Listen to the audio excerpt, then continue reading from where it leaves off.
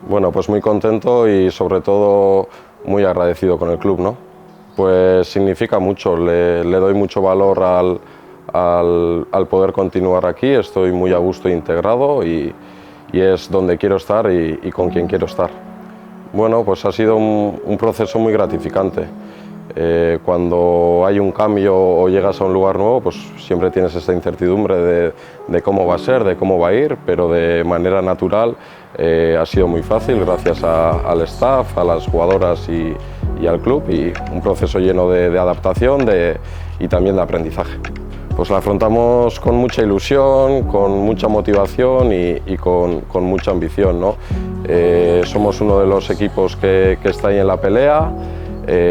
Cierto es que este último tramo, pues bueno, hemos tenido que ralentizar un poco la marcha, nos hemos encontrado distintas piedras por el camino, pero ya las hemos apartado y ahora a tope en esta recta final. Ya hemos perdido solo 3 partidos, fuimos capaces de hacer un comienzo de temporada muy bueno, 5 partidos seguidos ganados, 9 sin perder, y ahora es el momento de dar un paso adelante y acabar bien la temporada.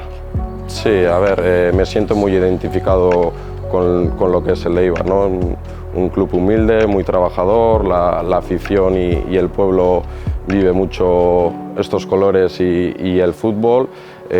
Palabras de agradecimiento por las muestras de cariño y de apoyo en todo momento, y esperemos poder devolverles con algo muy bonito al final de la temporada. Bueno, poztasuna eta eskertasuna ere bai, ez? Azkenean oso gustora nago hemen Eibarren, eta armagin izaten jarraitzea aukera oso polita da. Bai, eskerritzak, ez? Azkenean